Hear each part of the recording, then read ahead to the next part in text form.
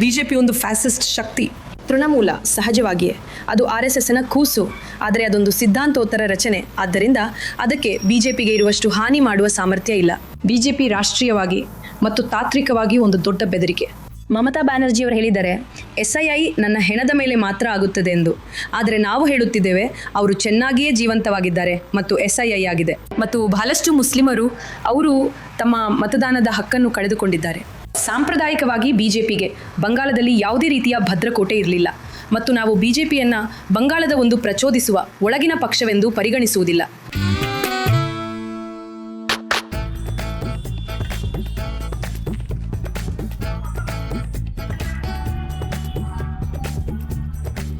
ನಾನು ಈಗಷ್ಟೇ ನಿಮ್ಮ ಸಭೆಯಲ್ಲಿದ್ದೆ ಮತ್ತು ಬಹುಶಃ ನೀವೇ ಅಲ್ಲಿನ ಅತ್ಯಂತ ಕಿರಿಯ ವ್ಯಕ್ತಿಯಾಗಿದ್ದೀರಿ. ಹಾಗಾದರೆ ಯುವಜನರು ಬಹುಶಃ ಅಭ್ಯರ್ಥಿಯನ್ನು ಹೊರತುಪಡಿಸಿ ಇನ್ನು ಮುಂದೆ CPM ಕಡೆಗೆ ಏಕೆ ಆಕರ್ಷಿತರಾಗುತ್ತಿಲ್ಲ? ನೀವು ನೋಡಿರ್ಬೋದು, ನನ್ನ ಭಾಷಣ ಮುಗಿದ ತಕ್ಷಣವೇ ಸೆಲ್ಫಿ ಕೇಳಲು ಬಂದ ಜನರು, ಅವರಲ್ಲಿ ಹೆಚ್ಚಿನವರು ಯುವ ಜನರು. 90ರ ದಶಕದ ನಂತರ ನೀವು ನೋಡಿದರೆ ಎಡಪಂಥೀಯ ನೇತೃತ್ವದ ಸಾಂಸ್ಕೃತಿಕ ಚಳವಳಿಯಲ್ಲಿ ಕುಸಿತ ಕಂಡು ಬಂದಿದೆ ಮತ್ತು ಅದು ನಮ್ಮ ವೈಫಲ್ಯ. ನಾವು ನಮ್ಮ ಸಾಂಪ್ರದಾಯಿಕ ರೂಪದ ಎಡಪಂಥೀಯ ಸಾಂಸ್ಕೃತಿಕ ಕ್ರಿಯಾಶೀಲತೆಯಲ್ಲಿ ಬಹಳಷ್ಟು ಯುವ ಜನರನ್ನು ಸೇರಿಸಿಕೊಳ್ಳಲು ಸಾಧ್ಯವಾಗದಿರುವುದು. ಆದರೆ ನನ್ನ ಪ್ರಕಾರ ಅದರ ಆಚೆಗೂ ಅವಕಾಶಗಳಿವೆ ಮತ್ತು ಬಹಳಷ್ಟು ಯುವ ಜನರು ನಮ್ಮ ಪ್ರಚಾರಗಳಲ್ಲಿ ಇದ್ದಾರೆ. ನಿಮಗೆ ಗೊತ್ತಲ್ಲ, ಅವರು ಆಬ್ಜೆಕ್ಟ್ ಪ್ರಾಪ್ ಕೆಲಸ ಮಾಡುತ್ತಿದ್ದಾರೆ, ಅವರು ಹಾಡುಗಳನ್ನು ಬರೆಯುತ್ತಿದ್ದಾರೆ, ಅವರು ಹಾಡುಗಳನ್ನು ಹಾಡುತ್ತಿದ್ದಾರೆ ಮತ್ತು ಅವರು ನಿಜವಾಗಿಯೂ ನಮ್ಮೊಂದಿಗಿದ್ದಾರೆ. ನಿಮಗೆ ಅವರನ್ನು ನೋಡಲು ಸಾಧ್ಯವಾಗಲಿಲ್ಲ ಎಂಬುದು ದುಃಖಕರ. ನೀವು ಬಿಜೆಪಿ ಮತ್ತು TNC ಎರಡರ ಮೇಲೂ ದಾಳಿ ಮಾಡಿದ್ದೀರಿ. ಹೌದು. ನಿಮ್ಮ ಪ್ರಕಾರ ನಿಮ್ಮ ದೊಡ್ಡ ಶತ್ರು ಯಾರು? ರಾಷ್ಟ್ರೀಯವಾಗಿ ಅಥವಾ ಮೂಲಭೂತವಾಗಿ ನನಗನ್ಸುತ್ತೆ ಅದು ಬಿಜೆಪಿ. ಯಾಕಂದರೆ ಬಿಜೆಪಿ ಒಂದು ಫ್ಯಾಸಿಸ್ಟ್ ಶಕ್ತಿ. ಆದರೆ ತೃಣಮೂಲ ಖಂಡಿತವಾಗಿ ಅದು RSSನ ಒಂದು ಮಾನಸ ಪುತ್ರ. ಆದರೆ ಅದು ಒಂದು ಸಿದ್ಧಾಂತ ನಂತರದ ರಚನೆ. ಆದ್ದರಿಂದ ಬಿಜೆಪಿಗೆ ಇರುವಷ್ಟು ಹಾನಿ ಮಾಡುವ ಸಾಮರ್ಥ್ಯ ಅದಕ್ಕೆ ಇಲ್ಲ. ಮತ್ತು ಇದೀಗ ಹಿಂದುತ್ವದ ಆಡಳಿತ ಅಧಿಕಾರಕ್ಕೆ ಬರುತ್ತಿರುವುದರಿಂದ, ಅವರು ಕೇಂದ್ರ ಸರ್ಕಾರದಲ್ಲಿ ಮುಂದುವರಿಯುತ್ತಿರುವುದರಿಂದ ಮತ್ತು ಅವರು ಸಂವಿಧಾನ, ರಾಜ್ಯದ ಯಂತ್ರಗಳನ್ನು ತಿದ್ದುತ್ತಿರುವ ರೀತಿಯಿಂದ ನನಗೆ ಅನಿಸುತ್ತೆ ಖಂಡಿತವಾಗಿಯೂ ಬಿಜೆಪಿ ರಾಷ್ಟ್ರೀಯವಾಗಿ ಮತ್ತು ತಾತ್ವಿಕವಾಗಿಯೂ ಒಂದು ದೊಡ್ಡ ಅಪಾಯ. ಆದರೆ ಇಲ್ಲಿ ಬಂಗಾಳದಲ್ಲಿ ತೃಣಮೂಲ ಕೇವಲ ಮಿತ್ರ ಅಷ್ಟೇ. ತೃಣಮೂಲ ಅವರು ಮಾಡಬಾರ್ದ ಎಲ್ಲವನ್ನೂ ಮಾಡಲು ಬಿಜೆಪಿಗೆ ಸಹಾಯ ಮಾಡುತ್ತಲೇ ಬಂದಿದೆ. ಇದೀಗ ಸಂಪೂರ್ಣ ಕೇಂದ್ರ ಪಡೆಗಳು, ಕೇಂದ್ರದ ಸಂಪೂರ್ಣ ಶಕ್ತಿ ಮಮತಾ ಬ್ಯಾನರ್ಜಿ ವಿರುದ್ಧ ಯುದ್ಧ ಸಾರಿದಂತೆ ಕಾಣಿಸುತ್ತಿದೆ. ಇಡಿ ಭದ್ರತಾ ಪಡೆಗಳು, ಗೃಹ ಸಚಿವರು ಇಲ್ಲಿದ್ದಾರೆ. ಪ್ರಧಾನಮಂತ್ರಿ ಹಲವು ಬಾರಿ ಭೇಟಿ ನೀಡುತ್ತಿದ್ದಾರೆ. ಕ್ಯಾಬಿನೆಟ್ ಸಚಿವರು ಇಲ್ಲಿ ಬೀಡು ಬಿಟ್ಟಿದ್ದಾರೆ. ಎಲ್ಲೋ ಒಂದು ಕಡೆ ಬಂಗಾಳದ ಜನರು ಮಮತಾ ಬ್ಯಾನರ್ಜಿ ಅವರ ಬಗ್ಗೆ ಒಂದು ರೀತಿಯಲ್ಲಿ ಸಹಾನುಭೂತಿ ತೋರಿಸಲು ಪ್ರಾರಂಭಿಸಿದ್ದಾರೆ ಎಂದು ನಿಮಗೆ ಅನಿಸುತ್ತದೆಯೇ? ಅಂದರೆ ನಿಮ್ಗೆ ಗೊತ್ತಲ್ಲ, ಅವರವರಿಗಾಗಿ ಹೋರಾಡುತ್ತಿರುವ ಈ ಬಂಗಾಳದ ಹುಲಿ ಮತ್ತು ಅವರನ್ನು ನಡೆಸಿಕೊಳ್ಳುತ್ತಿರುವ ರೀತಿ ನೋಡಿ ಅವರ ಬಗ್ಗೆ ಸಹಾನುಭೂತಿ ಹೆಚ್ಚಾಗುತ್ತಿದೆ ಮತ್ತು ಅದು ಜನರು ಮತ ಚಲಾಯಿಸುವ ರೀತಿಯ ಮೇಲೆ ಪರಿಣಾಮ ಬೀರಬಹುದು ಎಂದು ನಿಮಗೆ ಅನಿಸುತ್ತದೆಯೇ? ನನಗನ್ಸುತ್ತೆ ಅದು ಮಮತಾ ಬ್ಯಾನರ್ಜಿಯವರು ಜನರು ನಂಬಬೇಕೆಂದು ನಿಜವಾಗಿಯೂ ಬಯಸುವ ಒಂದು ಕಥನ. ಆದರೆ ನೀವು ಇಡಿ ಮತ್ತು CBI ಪಾತ್ರದ ಬಗ್ಗೆ ಸ್ವಲ್ಪ ಯೋಚಿಸಿದರೆ, ಹೌದು, 3 ಸಚಿವರು, ತೃಣಮೂಲ ಪಕ್ಷದ ಪ್ರಮುಖ ಸದಸ್ಯರು ಜೈಲಿಗೆ ಹಾಕಲ್ಪಟ್ಟರು. ಆದರೆ ಅವರಲ್ಲಿ ಒಬ್ಬರಿಗೂ ಇನ್ನೂ ಶಿಕ್ಷೆಯಾಗಿಲ್ಲ. ಶಿಕ್ಷಣ ಸಚಿವರಾಗಿದ್ದ ಪಾರ್ಥ ಚಟ್ಟೋಪಾಧ್ಯಾಯ, ನಿಮಗೆ ಗೊತ್ತಿರಬಹುದು, 26,000 ವಿದ್ಯಾರ್ಥಿಗಳು ಯಾರ ನಂತರ ಶಿಕ್ಷಕರಾದರೂ ಅವರ ಕೆಲಸವನ್ನು ಕಸಿದುಕೊಳ್ಳಲಾಯಿತು. ಮತ್ತು ಆ ಶಿಕ್ಷಣ ಸಚಿವರು ಸುಮಾರು 100 ಕೋಟಿ ರೂಪಾಯಿಗಳನ್ನು ಅವರ ಹಾಸಿಗೆಯ ಕೆಳಗೆ ಇಟ್ಟಿದ್ದರು.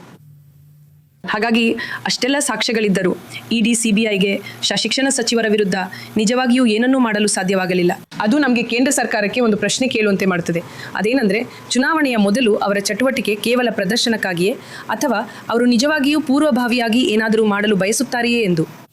ಹಾಗಾಗಿ ಕೇಂದ್ರ ಸರ್ಕಾರ ಮತ್ತು ಇಲ್ಲಿನ ಮಮತಾ ಬ್ಯಾನರ್ಜಿ ಸರ್ಕಾರ ಅವರು ಜನರಿಗೆ ಚಿತ್ರಿಸಲು ಪ್ರಯತ್ನಿಸುವಂತೆ ನಿಮಗೆ ಗೊತ್ತಾ ಸಂಘರ್ಷದಲ್ಲಿವೆ ಎಂದು ನನಗೆ ನಿಜವಾಗಿಯೂ ಅನಿಸುವುದಿಲ್ಲ. ನನಗನ್ಸುತ್ತೆ ಇಲ್ಲಿ ತೃಣಮೂಲ ಬಿಜೆಪಿ ಎರಡೂ ಒಂದು ಜನ ವಿರೋಧಿ ಕಾರ್ಯಸೂಚಿಯನ್ನು ಪೂರೈಸುತ್ತಿವೆ. ಆದರೆ ಜನರಿಗೆ ಆ ರೀತಿ ಅನಿಸುತ್ತಿರುವಂತೆ ತೋರುತ್ತಿಲ್ಲ. ನಾವು ಮಾತನಾಡಿದ ಜನರಿಗೆ ಮಮತಾ ಬ್ಯಾನರ್ಜಿ ಬಗ್ಗೆ ಬಹಳಷ್ಟು ಸಹಾನುಭೂತಿ ಇದೆ ಮತ್ತು ಇದೆಲ್ಲವೂ ಪ್ರೀತಿಯಿಂದಲೇ ಆಗಿದೆ ಎಂದು ಅವರು ಹೇಳುತ್ತಾರೆ. ಬಹುಶಃ ನೀವು ಇಲ್ಲಿ ಸುತ್ತಮುತ್ತ ಇರುವ ತಾವು ಯೋಚಿಸಿದ್ದನ್ನು ಮಾತನಾಡಲು ಹೆದರದ ಕೆಲವು ಜನರೊಂದಿಗೆ ಮಾತನಾಡಬೇಕು. ಕೇವಲ 1 ವಾರದ ಹಿಂದೆ ಒಬ್ಬ ಮಟುವಾ ಮಹಿಳೆ ನಾವು ಪ್ರಚಾರ ಮಾಡುತ್ತಿದ್ದಾಗ ಅವರು ನಮ್ಮ ಬಳಿ ಬಂದು ಆಕೆಯನ್ನು ತುಂಬ ಚೆನ್ನಾಗಿ ಸ್ವಾಗತಿಸಿದರು ಮತ್ತು ಎಲ್ಲವೂ ಮತ್ತು ನಂತರ ಅವರು ಈ ಥರ ಒಂದು ಟಿ ವಿಯಲ್ಲಿ ಬೈಟ್ ಕೊಟ್ಟರು. ಹೌದು, ನಾವೆಲ್ಲರೂ ಮಮತಾ ಬ್ಯಾನರ್ಜಿ ಮತ್ತು ತೃಣಮೂಲದೊಂದಿಗೆ ಇದ್ದೇವೆ, ಆದರೆ ನಮ್ಮ ಹೃದಯದಲ್ಲಿ ನಾವು ಎಡಪಕ್ಷಗಳು ಹಿಂತಿರುಗಿ ಬರಬೇಕೆಂದು ಬಯಸುತ್ತೇವೆ. ನಾವು ಅವರ ವಿರುದ್ಧ ಮಾತನಾಡಲು ಸಾಧ್ಯವಿಲ್ಲ, ಯಾಕೆಂದರೆ ನಾವು ಹಾಗೆ ಮಾಡಿದರೆ ಆಗ ನಮ್ಮ ಕೆಲಸ ಮತ್ತು ನಮ್ಮ ಭದ್ರತೆ ಎಲ್ಲವನ್ನೂ ಕಸಿದುಕೊಳ್ಳಲಾಗುತ್ತದೆ. ಒಂದೆರಡು ದಿನಗಳಲ್ಲಿ ತೃಣಮೂಲ ಕೌನ್ಸಿಲರ್ ಆಕೆಯ ಮನೆಗೆ ಹೋದರು. ಆಕೆಯನ್ನು ಕೌನ್ಸಿಲರ್ ಕಚೇರಿಗೆ ಎಳ್ಕೊಂಡು ಹೋಗಿ ಕ್ಷಮೆ ಕೇಳುವಂತೆ ಮಾಡಲಾಯಿತು. ಹಾಗಾಗಿ ಇದು ಮಮತಾ ಬ್ಯಾನರ್ಜಿ ಇಲ್ಲಿ ಸ್ಥಾಪಿಸಿರುವ ಒಂದು ರೀತಿಯ ಭಯದ ವಾತಾವರಣ. ಹಾಗಾಗಿ ಜನರು ಹೇಳುತ್ತಿರುವುದೆಲ್ಲವೂ ಪ್ರೀತಿಯಿಂದಲೇ ಇರಬೇಕೆಂದೇನಿಲ್ಲ, ಅದು ಭಯದಿಂದಲೂ ಕೂಡ ಇರ್ಬೋದು. ಹಾಗಾದ್ರೆ ಇದು ನಿಮಗೆ ಒಂದು ಕಠಿಣ ಸವಾಲಿನಂತೆ ಕಾಣಿಸುತ್ತದೆಯೇ? ಹೌದು, ಹಾಗೇ ಇದೆ. ಅದು ಇದೆ, ಅದನ್ನು ನಿರಾಕರಿಸುವಂತಿಲ್ಲ. ಮತ್ತು ಒಂದು ವೇಳೆ ನಾವು ಆರಿಸಿಕೊಳ್ಳಬೇಕಾದರೂ ಸುಲಭದ ಯುದ್ಧವನ್ನು ಆರಿಸಿಕೊಳ್ಳಬೇಕು ಎಂದು ನನಗನ್ನಿಸುವುದಿಲ್ಲ. ನಮಗೆ ಯಾವಾಗಲೂ ತೃಣಮೂಲ ಅಥವಾ BJPಗೆ ಸೇರುವ ಆಯ್ಕೆ ಇತ್ತು. ನೀವು BJPಗೆ ಸೇರಿ, ಗೊತ್ತಲ್ಲ, ಕೆಟ್ಟದ್ದು ಏನೇ ಇರಲಿ, ಆದರೆ ನಾವು ಮಮತಾ ಬ್ಯಾನರ್ಜಿಯನ್ನು ಸೋಲಿಸಬೇಕು, ಹಾಗಾಗಿ ನಾವು ಅವರೊಂದಿಗಿದ್ದೇವೆ ಎಂದು ಹೇಳಬಹುದು. ಅಥವಾ ನೀವು ಸುಮ್ಮನೆ ತೃಣಮೂಲಕ್ಕೆ ಹೋಗಿ BJP ಫ್ಯಾಸಿಸ್ಟ್ ಎಂದು ನಮಗೆ ಗೊತ್ತು, ಆದರೆ ನಾವು ಅವರನ್ನು ವಿರೋಧಿಸಬೇಕು ಎಂದು ಹೇಳಬಹುದು. ಹಾಗಾಗಿ ಅವರು ತುಂಬ ಆರಾಮದಾಯಕವಾದ ಕ್ಲಬ್ಗಳು ಅಥವಾ ಜನರು ಹೋಗಬಹುದಾದ 2 ಆರಾಮದಾಯಕ ಬ್ಯಾಂಕ್ಗಳಾಗಿದ್ದರು. ಆದರೆ ನಾವು ಇನ್ನೊಂದು ಬದಿಯನ್ನು ಆರಿಸಿಕೊಂಡಿದ್ದೇವೆ. ನಾವು ಪರ್ಯಾಯ ಬದಿಯನ್ನು ಆರಿಸಿಕೊಂಡಿದ್ದೇವೆ. ನಾವು ಜನರ ಬದಿಯನ್ನು ಆರಿಸಿಕೊಂಡಿದ್ದೀವಿ. ನೀವು ರಾಜಕೀಯವಾಗಿ CPMನ ಭವಿಷ್ಯವನ್ನ ಹೇಗೆ ಪುನಶ್ಚೇತನಗೊಳಿಸಲಿದ್ದೀರಿ? ಕಳೆದ ಚುನಾವಣೆ ಮತ್ತು ಅದರ ಹಿಂದಿನ ಚುನಾವಣೆಯ ನಂತರ ಅದು ಬಂಗಾಳದಲ್ಲಿ ಬಲಗುಂದಿದ ಶಕ್ತಿಯಂತಾಗಿದೆ. ಅದು ಹಾಗಲ್ಲ. ಇಲ್ಲ, ಆದ್ರೆ ನೀವು ಚುನಾವಣಾ ರಾಜಕೀಯವನ್ನ ನೋಡಿದ್ರೆ ಅಂತಿಮವಾಗಿ ಅದು ಅದೇ ಆಗಿರುವುದು. ಅದು ಬಳಸಿದ ಗುಂಡಿನಂತೆ ಕಾಣುತ್ತದೆ. ನಿಮಗೇನು ಸುತ್ತದೆ? ನೀವು ಚುನಾವಣೆಯ ಕೊನೆಯ ನೋಟಗಳನ್ನು ನೋಡ ಹೊರಟ್ರೆ ಮುರ್ಷಿದಾಬಾದ್ನಲ್ಲಿ ಮೊಹಮ್ಮದ್ ಸಲೀಂ 2ನೇ ಸ್ಥಾನ ಪಡೆದಿದ್ದು ನಿಮಗೆ ಕಾಣಿಸುತ್ತದೆ.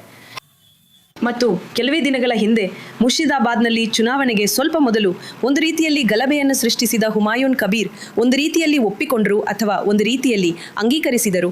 ಅದು ಹಿಂದೂ ಮುಸ್ಲಿಂ ವಿಭಜನೆ ಇದೆ ಎಂದು ಖಚಿತಪಡಿಸಿಕೊಳ್ಳಲು ಮಮತಾ ಬ್ಯಾನರ್ಜಿಯವರ ಯೋಜನೆಯಾಗಿತ್ತು. ಆ ಮೂಲಕ ಕಾಂಗ್ರೆಸ್ನ ಆದಿ ರಂಜನ್ ಚೌಧರಿ ಆಗಲಿ ಅಥವಾ CPMನ ಮೊಹಮ್ಮದ್ ಸಲೀಂ ಆಗಲಿ ಗೆಲ್ಲಲು ಸಾಧ್ಯವಾಗುವುದಿಲ್ಲ. ಹಾಗಾಗಿ ನಾವು ಅಷ್ಟೊಂದು ಅಪ್ರಸ್ತುತರಾಗಿದ್ದಿದ್ದರೆ ಮಮತಾ ಬ್ಯಾನರ್ಜಿ ಇಷ್ಟೊಂದು ಪ್ರಯತ್ನ ಪಡಬೇಕಾಗಿತ್ತು ಅಂತ ನನಗನ್ಸಲ್ಲ. ನಾನು ಸ್ಪರ್ಧಿಸಿದ್ದ ಕಳೆದ ಚುನಾವಣೆಯಲ್ಲಿ ನಮಗೆ 2019ರಲ್ಲಿ ಸಿಕ್ಕಿದ್ದಕ್ಕಿಂತ 86,000 ಹೆಚ್ಚು ವೋಟುಗಳು ಸಿಕ್ಕಿದ್ದು ಅಂತ ನನಗೆ ನೆನಪಿದೆ. 86,000 ಜನರು, ಅವರೇನು ತಮಾಷೆ ಅಲ್ಲ. ನನಗೆ ಖಾತ್ರಿ ಇದೆ ಅದು ಕಾಣುವಷ್ಟು ಸುಲಭವಲ್ಲ. ನಮ್ಮ ಹತ್ರ ಯಾವುದೋ ಮಾಂತ್ರಿಕ ದಂಡ ಇದೆ, ಮತ್ತು ನಿಮ್ಗೆ ಗೊತ್ತಲ್ಲ, ಅದನ್ನೊಮ್ಮೆ ಬೀಸಿದರೆ ಎಲ್ಲವೂ ಸರಿ ಹೋಗುತ್ತೆ ಅಂತೇನಲ್ಲ. ಆದರೆ ನನಗನ್ಸುತ್ತೆ ನಾವು ವಿಷಯಗಳನ್ನು ಸರಿಪಡಿಸುವ ಪ್ರಕ್ರಿಯೆಯಲ್ಲಿದ್ದೇವೆ ಮತ್ತು ಬಹುಶಃ ಇದಕ್ಕೆ ಸಮಯ ಹಿಡಿಯಬಹುದು. ಆದರೆ ದಿನದ ಕೊನೆಯ ಮಾತು ನಮ್ಮದೇ ಆಗಲಿದೆ. ಏನದು ನೀವು ಹೋರಾಡುತ್ತಿರುವ ನಿಮ್ಮ ಸ್ವಂತ ಕ್ಷೇತ್ರದಲ್ಲಿ ನೀವು ಯಾವುದರ ವಿರುದ್ಧ ಇದ್ದೀರಿ? ನಾವು ತೃಣಮೂಲದ ಅಥವಾ ಚಂದ್ರಬಾಬು ಭಟ್ಟಾಚಾರ್ಯರ ಸಿಂಡಿಕೇಟ್ಗಳ ಆಡಳಿತದ ವಿರುದ್ಧವಾಗಿದ್ದೇವೆ. ಅಲ್ಲಿ ಬಹಳಷ್ಟು ತೋಡಾಬಾಜಿ ಮತ್ತು ನಿಮ್ಗೆ ಗೊತ್ತಲ್ಲ, ಸುಲಿಗೆ, ಪುರಸಭೆಯಲ್ಲಿ ಬಹಳಷ್ಟು ಭ್ರಷ್ಟಾಚಾರ ಇದೆ. ನೋಡಿ, ನಮ್ಮ ಪುರಸಭೆಯ ಶಾಲೆಗಳು ಮುಚ್ಚುತ್ತಿವೆ, ನಮ್ಮ ಪುರಸಭೆಯ ಆಸ್ಪತ್ರೆಗಳು ಸರಿಯಾಗಿ ಕಾರ್ಯನಿರ್ವಹಿಸುತ್ತಿಲ್ಲ. ಇಲ್ಲಿನ ಪ್ರಮುಖ ಸಮಸ್ಯೆ ನೈರ್ಮಲ್ಯ. ರಸ್ತೆಗಳನ್ನ ಸರಿಯಾಗಿ ಮಾಡಿಲ್ಲ. ಕೇವಲ 1 ವರ್ಷದ ಹಿಂದೆ ಒಬ್ಬ ಪುಟ್ಟ ಹುಡುಗಿ ತನ್ನ ಸ್ವಂತ ಮನೆಯೊಳಗೆ ಮುಳುಗಿ ಹೋದಳು. ಯಾಕೆಂದರೆ ಅಲ್ಲಿ ಅಷ್ಟೊಂದು ನೀರು ನಿಂತಿತ್ತು ಅಂದರೆ ಮನೆಯೇ ಮುಳುಗಿ ಹೋಗಿತ್ತು. ಹಾಗಾಗಿ ಶ್ರೀಮತಿ ಅವರ ಕ್ಷೇತ್ರದಂತಹ ಒಂದು ಪ್ರಭಾವಿ ಕ್ಷೇತ್ರದ ಪರಿಸ್ಥಿತಿ ಅದು. ಚಂದ್ರಬಾಬು ಭಟ್ಟಾಚಾರ್ಯ ಅವರು ಮಂತ್ರಿಯೂ ಹೌದು. ಹಾಗಾಗಿ ನಾವು ಮುಖ್ಯವಾಗಿ ಹೋರಾಡ್ತಿರೋದು ಕಳೆದ ಸರ್ಕಾರದ 15 ವರ್ಷಗಳ ಸರ್ಕಾರದ ವೈಫಲ್ಯದ ವಿರುದ್ಧ. ನಾವು ನಿರುದ್ಯೋಗದ ವಿರುದ್ಧವೂ ಹೋರಾಡುತ್ತಿದ್ದೇವೆ. ನನ್ನ ಪೀಳಿಗೆಯ ಹೆಚ್ಚಿನ ಜನರಿಗೆ ಅವರಿಗೆ ಉದ್ಯೋಗಗಳಿಲ್ಲ. ಹಾಗಾದ್ರೆ CPM ಮತ್ತು ತೃಣಮೂಲ 2 ಇಂಡಿಯಾ ಬ್ಲಾಕ್ನ ಭಾಗವಾಗಿವೆ. ಈ ವೈಪರೀತ್ಯಗಳನ್ನ ನಿಮ್ಮ ಮತದಾರರಿಗೆ ನೀವು ಹೇಗೆ ವಿವರಿಸ್ತೀರಿ? ಕೇರಳದಲ್ಲಿ ಒಂದು ಮಟ್ಟದಲ್ಲಿ ನೀವು ಒಟ್ಟಿಗೆ ಇದ್ದೀರಿ ಮತ್ತು ಇನ್ನೊಂದರಲ್ಲಿ ನೀವು ಒಬ್ಬರ ವಿರುದ್ಧ ಒಬ್ಬರು ಹೋರಾಡುತ್ತಿದ್ದೀರಿ. ಕೇರಳದಲ್ಲಿ ನಿಮ್ಗೆ ಗೊತ್ತಲ್ಲ, ಕಾಂಗ್ರೆಸ್ ಮತ್ತು CPM. ಕೇರಳದಲ್ಲಿ ಕಾಂಗ್ರೆಸ್ ಮತ್ತು CPM 2 ಇಂಡಿಯನ್ ಬ್ಲಾಕ್ನಲ್ಲಿವೆ. ಆದರೆ ನೀವು ಹೇಗೆ ಯಾಕೆಂದರೆ ಇದು ಒಂದು ವಿರೋಧಾಭಾಸ ಅಂತ ನಾವು ಹೇಳ್ತಿದ್ವಿ. ನಾವು ಇಂಡಿಯಾ ಬ್ಲಾಕ್ ಎಂಬುದು BJPಗೆ ವಿರುದ್ಧವಾಗಿರುವ ವಿವಿಧ ರಾಜಕೀಯ ಪಕ್ಷಗಳ ಒಂದು ಒಕ್ಕೂಟ. ಆದರೆ ಅದರ ಅರ್ಥ ಎಲ್ಲಿ ಯಾವುದೇ ನಿಮಗೆ ಗೊತ್ತಲ್ಲ ಮುಖಾಮುಖಿ ಇಲ್ಲವೋ, ಯಾವುದೇ ಸಂಭಾಷಣೆ ನಡೆಯಲು ಸಾಧ್ಯವಿಲ್ಲವೋ ಅಂತಹ ಯಾವುದೇ ಜಾಗವನ್ನು ನಾವು ಬಿಡುವುದಿಲ್ಲ ಎಂದಲ್ಲ. BJP ಬಂಗಾಳದಲ್ಲಿ ಒಂದು ಪ್ರಮುಖ ಶಕ್ತಿ ಆಗಬಾರ್ದು. ಬಂಗಾಳದಲ್ಲಿ 2 ಬಣಗಳಿರಬೇಕಾದ್ರೆ ಅದು ಜಾತ್ಯತೀತ ಪಕ್ಷಗಳಾಗಿರಬೇಕು. ಅದು ಯಾವಾಗಲೂ ಹಾಗೆ ಇತ್ತು. ಸಾಂಪ್ರದಾಯಿಕವಾಗಿ BJPಗೆ ಬಂಗಾಳದಲ್ಲಿ ಯಾವುದೇ ರೀತಿಯ ಭದ್ರಕೋಟೆ ಇರಲಿಲ್ಲ ಮತ್ತು ನಾವು ಬಿಜೆಪಿಯನ್ನು ಬಂಗಾಳದ ಒಂದು ಆಂತರಿಕ ಒಳಗಿನ ಪಕ್ಷವಾಗಿ ಪರಿಗಣಿಸುವುದಿಲ್ಲ. ಹಾಗಾಗಿ ನನ್ನ ಕೊನೆಯ ಪ್ರಶ್ನೆ SIR ಬಗ್ಗೆ. ಪಶ್ಚಿಮ ಬಂಗಾಳದಲ್ಲಿ SIR ಈಗ ನಡೆದ ರೀತಿಯಲ್ಲಿ ನಡೆಯದೇ ಇದ್ದಿದ್ದರೆ ಚುನಾವಣೆಯ ಫಲಿತಾಂಶಗಳು ಅವು ಏನೇ ಆಗಲಿದ್ದರೂ ಬೇರೆಯಾಗಿರುತ್ತಿತ್ತೆಂದು ನೀವು ಭಾವಿಸುತ್ತೀರಾ? ನನ್ನ ಪ್ರಕಾರ ಮೊದಲನೇದಾಗಿ SIR ನನ್ನ ಅನೇಕ ಸಹ ನಾಗರಿಕರು ಅವರು ತಮ್ಮ ಮತದಾನದ ಹಕ್ಕನ್ನು ಕಳೆದುಕೊಳ್ಳುವಂತೆ ಮಾಡಿದೆ. ಹಾಗಾಗಿ ಜನರಿಗೆ ಈ ಮತದಾನದ ಹಕ್ಕು ಏನೂ ಅಲ್ಲ, ಅದನ್ನು ಲಘುವಾಗಿ ಪರಿಗಣಿಸುವಂತಿಲ್ಲ ಎಂಬ ಅರಿವು ಬಂದಿದೆ. ನೀವು ಅದನ್ನು ಚಲಾಯಿಸಬೇಕು, ಇಲ್ಲದಿದ್ದರೆ ಯಾರಾದರೂ ಅದನ್ನು ನಿಮ್ಮಿಂದ ಸುಮ್ಮನೆ ಕಿತ್ತುಕೊಳ್ಳಬಹುದು. ಒಂದು, ಜನರು ತಮ್ಮ ಮತದಾನದ ಹಕ್ಕಿನ ಬಗ್ಗೆ ಪ್ರಜ್ಞಾವಂತರಾಗಿದ್ದಾರೆ. 2, ತಮ್ಮ ಧರ್ಮದ ಆಧಾರದ ಮೇಲೆ ತೃಣಮೂಲ ಅಥವಾ ಬಿಜೆಪಿಗೆ ಮತ ಹಾಕುತ್ತಿದ್ದ ಬಹಳಷ್ಟು ಜನರಿಗೆ ಈ ಸರ್ಕಾರಗಳಲ್ಲಿ ಯಾವುದೂ ತಮ್ಮ ಪರವಾಗಿ ನಿಲ್ಲುವುದಿಲ್ಲ ಎಂದು ಅರ್ಥವಾಗಿದೆ. ಪುಂಡ್ರಾಸ್ಗಳು ಅವರು ಬಿಜೆಪಿಗೆ ಮತ ಹಾಕುತ್ತಿದ್ದರು. SIR ನಂತರ ಪನ್ರಾಸ್ಗಳು ತಮ್ಮ ಬಹುಪಾಲು ನಿಮಗೆ ಗೊತ್ತಲ್ಲ ಮತದಾನದ ಹಕ್ಕುಗಳನ್ನು ಕಳೆದುಕೊಂಡಿದ್ದಾರೆ. ಹಾಗೆ ಮುಸ್ಲಿಮರ ವಿಷಯದಲ್ಲಿ ಮಮತಾ ಬ್ಯಾನರ್ಜಿ ಅವರು SIR ನಡೆಯೋದು ತನ್ನ ಹೆಣದ ಮೇಲೆ ಮಾತ್ರ ಎಂದು ಹೇಳಿದ್ದರು.